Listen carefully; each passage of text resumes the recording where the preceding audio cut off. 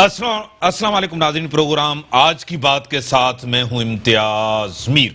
आज का दिन 5 जुलाई आपको याद होगा कि 1977 आइन मुअत्तल हुआ था। मुंतखब वजीर आजम पाकिस्तान जनाब शहीद जुल्फ़िकार अली भुट्टो की मुंतखब हुकूमत को हटाया गया था, जमहूरियत को लपेटा गया था और आइन मुअत्तल किया गया था, शब खून मारा गया था। एक स्याह दिन के तौर पे मनाया जा रहा है। जमहूरी हुकूमत को, एक मुंतखब वजीर आजम को हटाया गया था और आज के दिन को स्याह दिन कहा जा रहा है।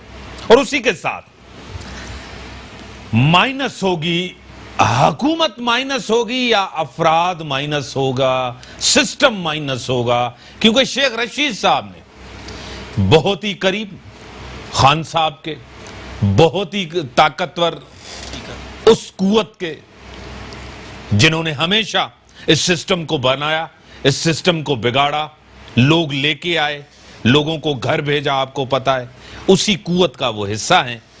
जब खान साहब ने खुद ही कहा था कि मैं माइनस अपोजिशन करना चाह रही है, तो हमने कहा कि ये कोई इतनी बड़ी बात नहीं होगी, लेकिन इसके ऊपर एक अफवाह शुरू हो गई। उसके बाद जब शेख रशीद ने कल से ये बात की है, तो अभी ये लग रहा है कि कोई ना कोई माइनस जरूर होने जा रहा है। वफाकी हुकूमत नाअहल है, पहले तो अपोजिशन कह रही थी, अभी अवाम के अंदर भी एक ये तासुर पैदा हो गया कि वाकई ये हुकूमत नाअहल है, क्योंकि 2 साल के अंदर इस हुकूमत ने कुछ भी नहीं कहा। इसी के ऊपर अपने स्टूडियो में दावत दी मोहतरम जनाब सैयद कुमैल हैदर शाह साहब, पीपी रहनुमा हैं, बड़े वोकल हैं, खुल के बात करते हैं। सर मैं आपको वेलकम करता हूं अपने प्रोग्राम में। उसी के साथ मोहतरम जनाब दीवान सचल साहब पीटीआई के MP हैं, बड़े वोकल हैं, खुल के बात करते हैं और तनकीद भी खुल के करते हैं। सर मैं आपको वेलकम करता हूं अपने प्रोग्राम में। सर मैं पहले शाह साहब की तरफ आऊँगा। 5 जुलाई है 1977 के भुट्टो साहब की हुकूमत को, सर क्या कहेंगे? सर बिस्मिल्लाहिर्रहमानिर्रहीम। सर, और आज का जो दिन है वो तारीख़ी दिन है, पाकिस्तान की हिस्ट्री का एक ऐसा दिन है जो कोई भी, मुझे नहीं लगता कि सियासत का स्टूडेंट हो या कोई हिस्ट्री का स्टूडेंट हो या पाकिस्तान पीपल्स पार्टी का वर्कर हो, और सबसे ऊपर बात कि अगर एक पाकिस्तानी हो, ये आज का दिन ऐसा है जो हमेशा आपको याद रहेगा। और ये 2 वजूहात पे बड़ा याद रहेगा। सर, एक ये याद रहेगा कि एक कू हुआ और ऐसे लीडर पे हुआ जिसने पाकिस्तान को पूरी दुनिया में मनवाया, इस्लामिक वर्ल्ड में मनवाया और हर जगह पे पाकिस्तान की एक शनाख्त करवाई। और दूसरा, इस वजह से हमें ये याद होगा कि ऐसा लीडर जिसने ये कहा कि अवाम के लिए मैं एक ऐसा लीडर बनूंगा, एक ऐसा रहनुमा बनूंगा जो अवाम के लिए मर भी सकता है। और आपने देखा होगा कि पाकिस्तान की तारीख में ऐसा लीडर नहीं आया जिसने अवाम के लिए कुर्बानी दी, अवाम के लिए अपनी शहादत दी, अपनी ज़िंदगी की। हालांकि उनके पास बहुत ही ज़्यादा मौके थे, बड़े ज़्यादा उन पे ये बात की गई, उनको बाहर ले जाने के लिए, उन बाहर जाने की ऑफ़र्स दी गई, बाहर भेजने की ऑफ़र्स दी गई, लेकिन उन्होंने ये कहा कि मैं पाकिस्तान की आवाम को ये एक मैसेज देना चाहता हूँ कि ऐसा भी आपका रहनुमा है जो आपके लिए जान भी दे सकता है। ठीक है तो सर, इसके साथ ही आपकी तरफ मैं आऊँगा। सर, एक तो जमहूरी दौर था, यानी कि जमहूरियत और ये दिन जो था सिर्फ पीपल्स पार्टी के लिए नहीं दीवान साहब, ये सभी, यानी कि जमहूरियत सिस्टम चलता रहे, यानी कि सिस्टम जाए नहीं दीवान साहब।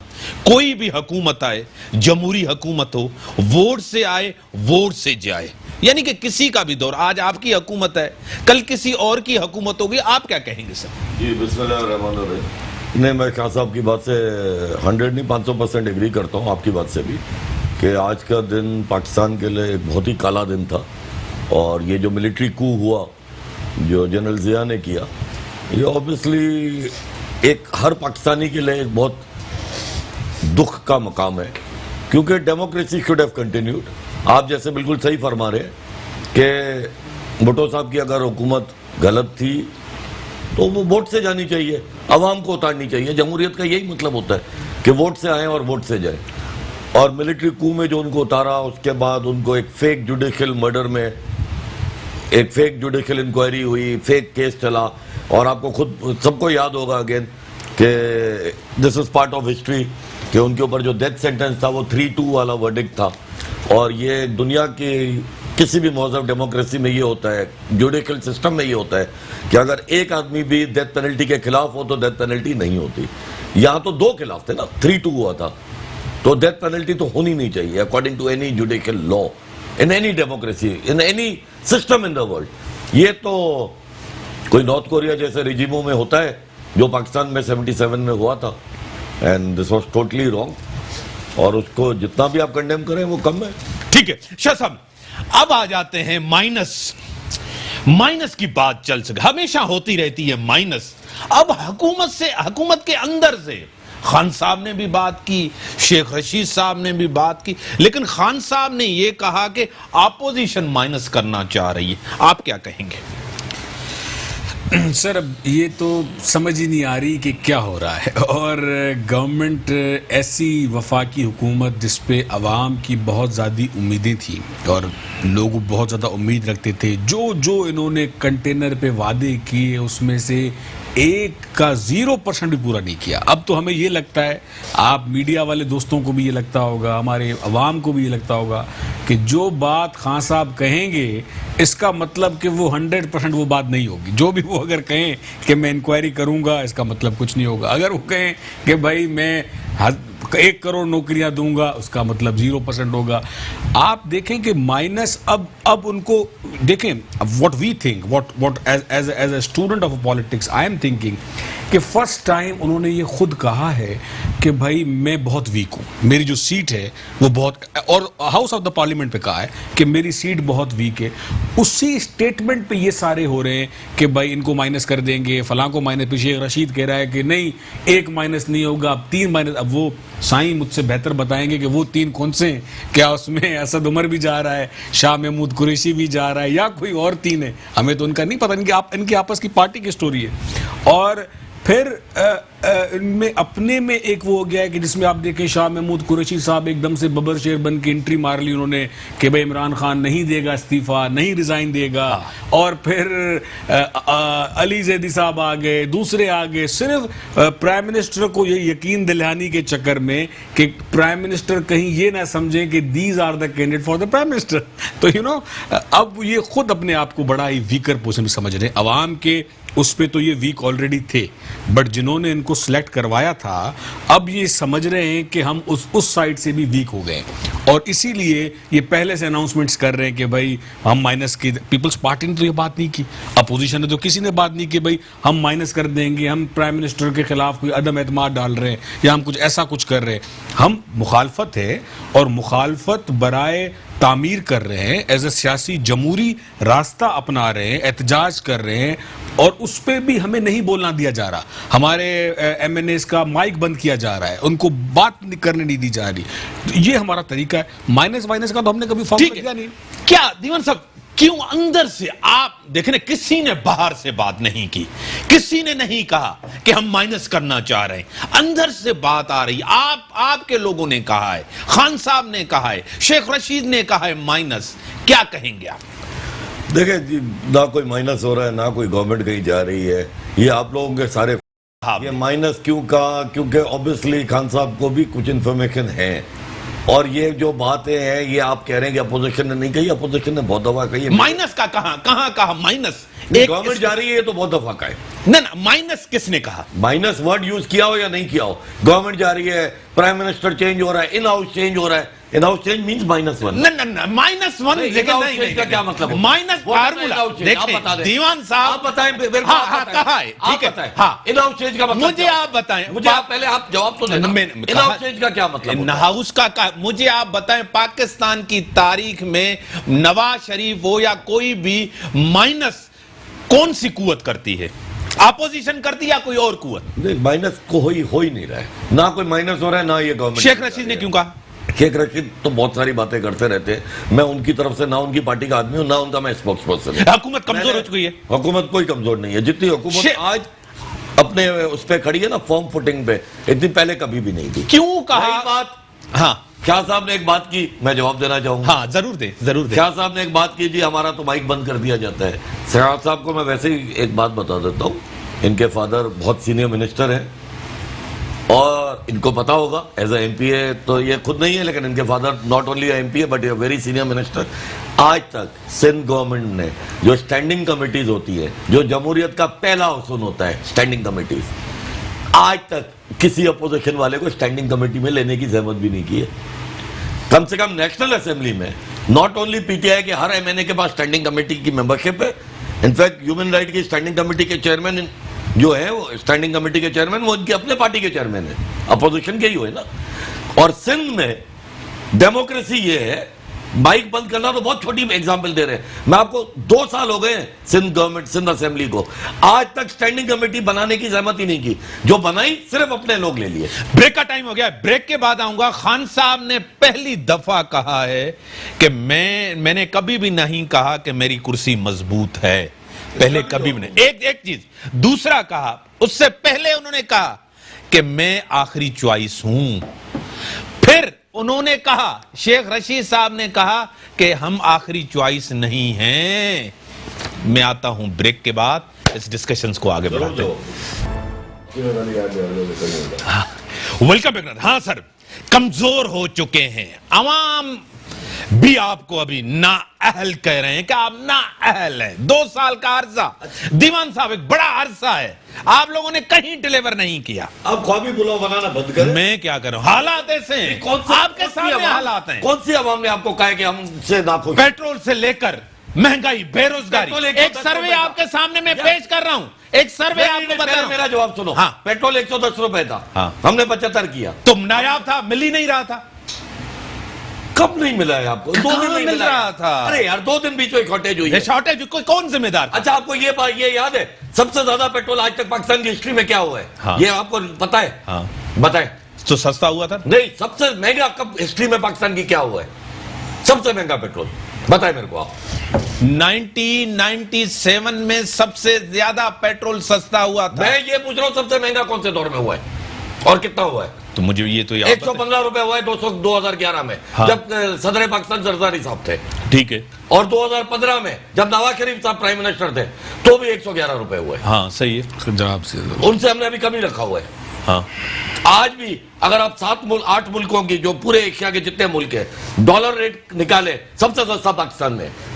तो मुझे आप एक चीज बताएं। आप एक सवाल, जो दिल किया वो नहीं, एक सवाल बताएं मुझे। आप बताएं, जब सस्ता था तो मिल नहीं रहा था। कब नहीं मिला? नहीं मिला, नहीं, नायाब था। नहीं, आप जब आप पैदल घूम रहे थे उन 2 दिन। ना मुझे आप नहीं, मेरे को बता। मैं घूम कसम से, ना सवाल तो पूछ रहे, पहले जवाब दे। हाँ। आपने उन दिनों में गाड़ी पे हाँ, मैं घूम रहा था। आप मैं न्यूज घूम रहा था, किस चीज पे? जब महंगा पेट्रोल ही बढ़ा के ना, मुझे आप बताएं। नहीं, आप घासलेट पे चले। सर मुझे आप बताएं, जब महंगा हुआ तो पेट्रोल हर जगह दस्तयाब था। खान साहब ने कहा असेंबली के अंदर, हाँ माफियाज हैं, आज भी ताकतवर माफियाज हैं। खान साहब कमजोर हो गए माफिया के सामने, बेबस हो गए। आपको लगता है खान साहब तुम कमजोर होंगे किसी के आगे भी? वो तो कह रहे हैं माफिया। क्योंकि आज तक मेरे को बताया किसी सिटिंग गवर्नमेंट ने अपने खिलाफ, शुगर माफिया में हमारे ही लोग कुछ इन्वॉल्व थे ना। हाँ। कमेटी रिपोर्ट हमने रिलीज की ना। हाँ। मेरे को बताया जेआईटी उजैर बलोच की, जो मैंने सुना है खेत कल रिलीज होने वाली है। हाँ। ये सुप्रीम कोर्ट ने ऑर्डर दिया था 2 साल पहले। हाँ। कि उजैर बलोच की जेआईटी रिलीज की जाए। किसने बनाई थी जीआईटी? किसने बनाई थी? क्या मतलब? सुप्रीम कोर्ट के ऑर्डर पे बनी? किसने बनाई थी?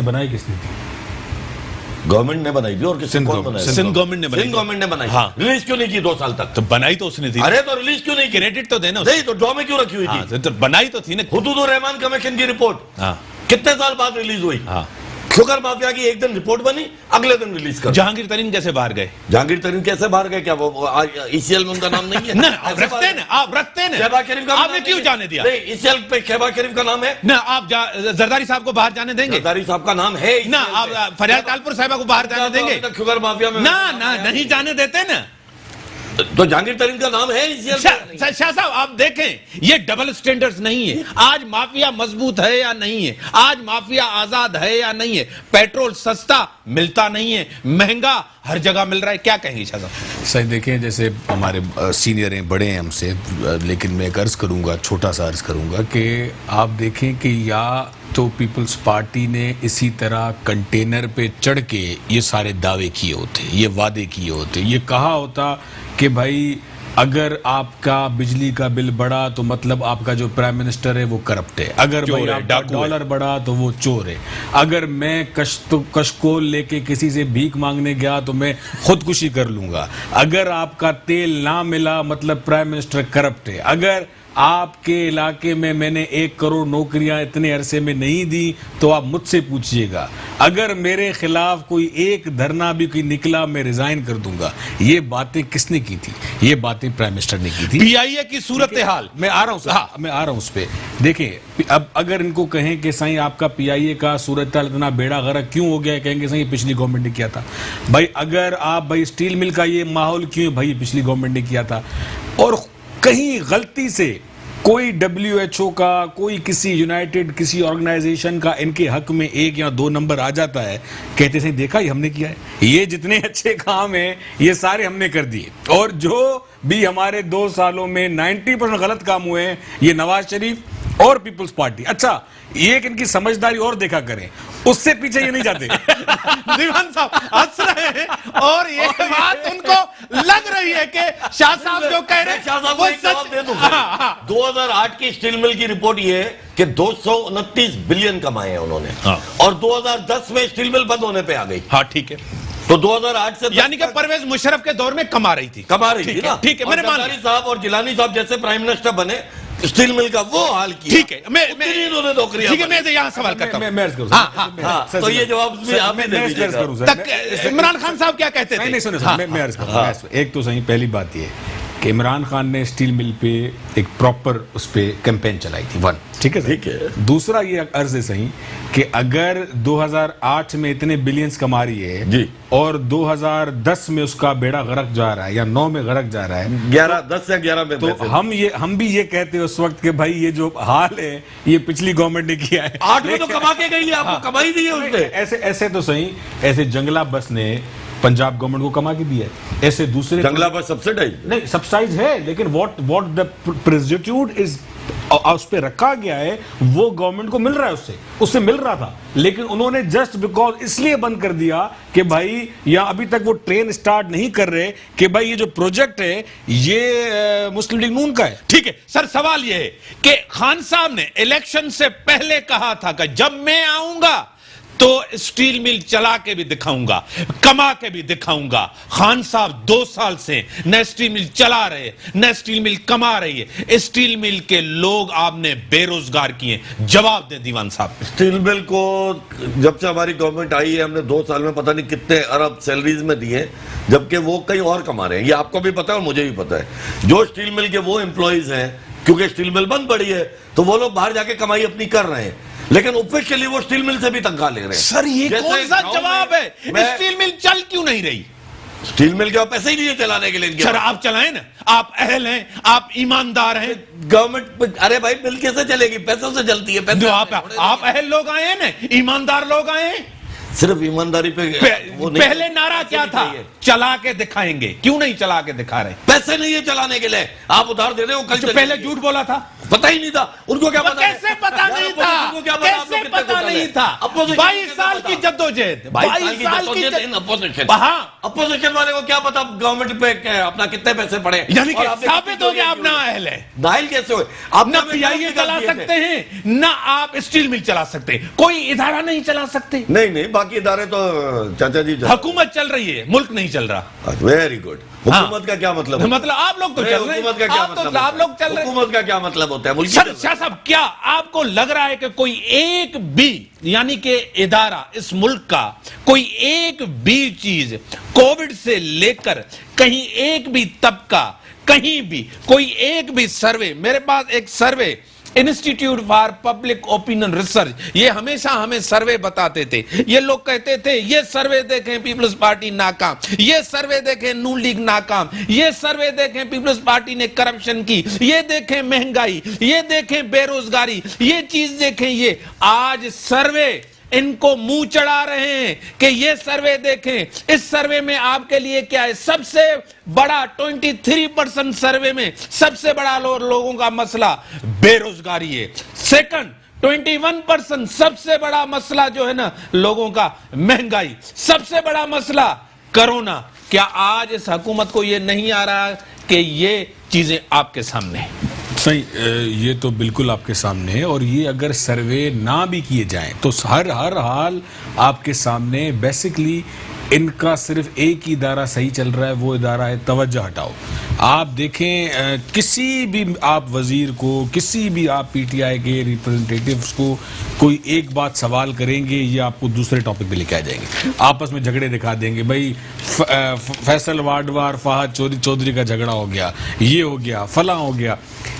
हर हिसाब में आप प्राइम मिनिस्टर का, मुझे ये समझ नहीं आ रहा कि प्राइम मिनिस्टर साहब कोई भी ऐसी बात, अगर कोई अच्छाई बात होती है तो उसको भी एज एन पॉलिटिसाइज लेके गलत समझते हैं। कोरोना में जो कोरोना मिसमैनेज हुआ, ये कैसे मिसमैनेज हुआ? अगर 15 दिन पहले मुराद अली शाह साहब के साथ ही एक साथ अगर हमारा लॉकडाउन लग जाता, क्या ये वबा इतनी बढ़ती?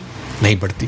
Because they take it very unseriously. They think कि ये सिंध गवर्नमेंट का ऐसा ही पॉलिटिकल कोई स्टेटमेंट है, कोई नया पॉलिटिक्स किया जा रहा है, उसको बिल्कुल ही अनसीरियसली लिया गया। और उसके बाद हमने 28 फैब को प्रेस कॉन्फ्रेंस की है, मीटिंग्स की है रात को, और पूरा कोरोना का लाएअमल बनाया है। और फेडरल गवर्नमेंट ने 12 या 13 मार्च को जाके उस बात पे जाके मीटिंग्स की और हर चीज की है। हर हवाले में देखें, जो भी वादे किए गए, सर मैं नौकरियां दूंगा, मैं घर बना के दूंगा, मैं school education once for all में सबके लिए एक जैसी करूंगा, कोई भी एक बात बता दें जो प्राइम मिनिस्टर साहब ने वादा किया हो और वो इन 2 सालों में पूरा हुआ। ठीक है, ब्रेक का टाइम का, ब्रेक के बाद आऊंगा। दीवान सचल साहब इसके ऊपर जरूर जवाब देंगे। नाज़रीन, ब्रेक का टाइम। वेलकम बैक नाज़रीन। दीवान साहब रेस्पॉन्ड करें, जवाब दें। शाह साहब ने जो कहा है, आपकी ना अहलियां गिनवाई हैं एक एक करके। सैयद कुमैल हैदर शाह साहब ने 2 साल के अंदर आपकी हुकूमत ने जो गुल खिलाए हैं इस मुल्क के अंदर, जो तबाही इस मुल्क के अंदर हुई। अभी आपको जवाब मिल जाएगा। पहली बात जो साईं शाह साहब ने एक बात कही कि कोरोना पे हम लोग ने गलत फैसले किए, एक्सेट्रा एक्सेट्रा एक्सेट्रा। मैं उनको असद उमर की एक बात याद दिला दूं कि नेशनल सिक्योरिटी काउंसिल की मीटिंग में सीएम साहब ने आके उनको कहा, सीएम सिंध की बात कर रहे हैं, मुराद अली शाह साहब ने उनको कहा कि भाई यहाँ पे ट्रेडर्स एसोसिएशन का प्रेशर बहुत ज्यादा है और हमारी मजबूरी है हम दुकान खोलें। ये कोई असद उमर साहब यहाँ पीटीआई गवर्नमेंट का फैसला नहीं था, इनका अपना फैसला था। नंबर मतलब एक सेकंड इन्होंने बात की स्कूलों के ऊपर कि खान साहब ने कहा था कि मैं एक यूनिफॉर्म सिलेबस लाऊंगा पूरे पाकिस्तान के लिए। अभी कुछ दिन पहले की बात है, अखबार की हेडलाइंस थी कि सीएम सिंध ने अगेन मना कर दिया कि जो शफकत महमूद साहब ने यूनिफॉर्म सिलेबस अनाउंस किया है उसको सिंध नहीं मानेगी, because under the 18th amendment education is a सूबाई सब्जेक्ट। Fair enough. तो फिर हमें क्यों तनकीद कर रहे हो भैया? मतलब एक सवाल करूं, मैं इस पे सर रिस्पॉन्ड सर करूं। मेरे पास 2-3 सवाल आप करें। एक चीज सबसे पहले, सिंध गवर्नमेंट ऐसा लग रहा है 2 पीपीपी वाले ना मैं सवाल मैं जवाब मैंने दो ठीक है। पहली बात ये कि FBR federal board of revenue आपके हाथ में, ठीक है सर, इनके हाथ में नहीं है। नहीं, आपने तकरीबन 2 साल से कम अरसे के अंदर 4 तकरीबन इनके हेड चेंज किए हैं। अभी बुरी बात है 2 महीने के अंदर नौशीन अमजद साहिबा को आपने चेंज किया।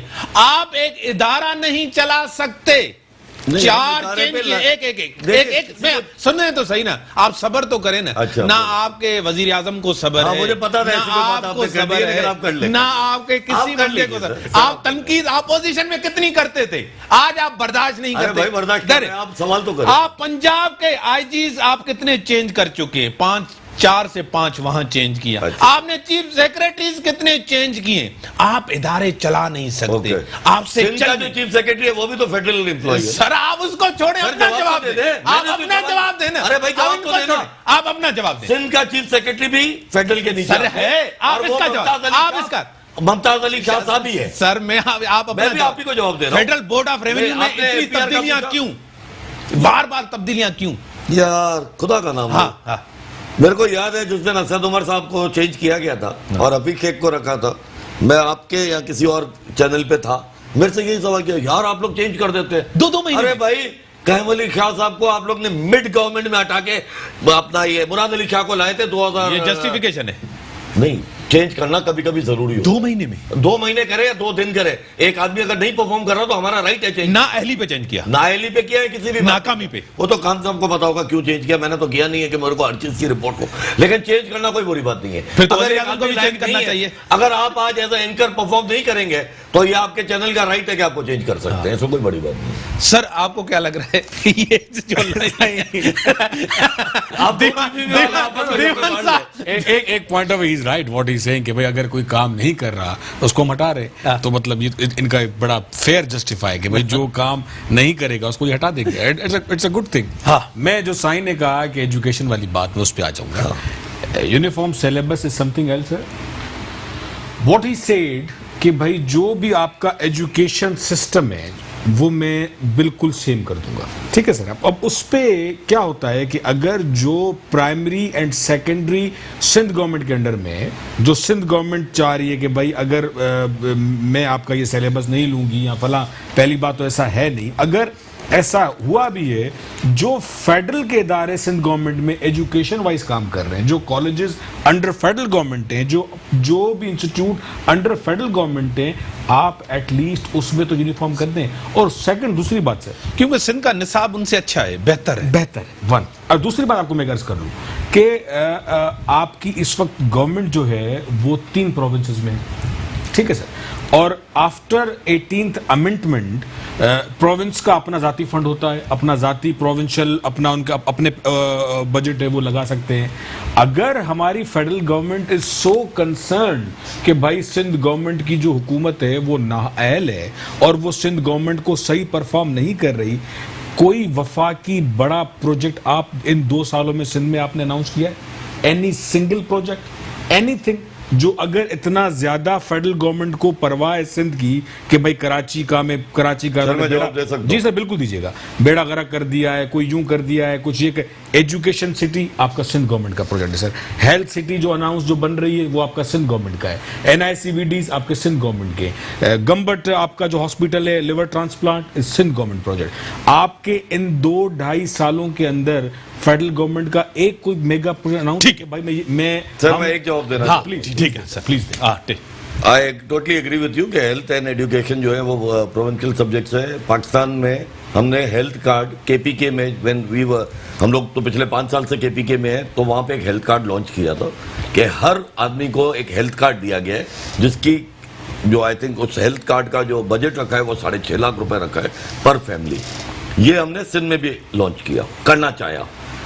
सिंध गवर्नमेंट ने हमें जवाब दिया कि हम अपने हेल्थ बजट से आपको नहीं देंगे पैसे, आपको जो करना है खुद जाके करें। जबकि पंजाब बलोचिस्तान ने कोऑपरेट किया फेडरल गवर्नमेंट के साथ और वहां भी हेल्थ कार्ड लॉन्च हो गया। Sir I am trying sir KPK में तो पहले ही हो गया था, मेरे को जवाब दे। जी सर जी सर KPK में पहले ही हो गया था, सिंध और पंजाब और बलोचिस्तान में आफ्टर हमारी गवर्नमेंट बनने के बाद हमने कर दिया। सिंध ने हमें जवाब दिया, उसके बावजूद हमने थरपाकर में फेडरल गवर्नमेंट ने डायरेक्ट जाके किया from the federal budget, just to show the Sindh government.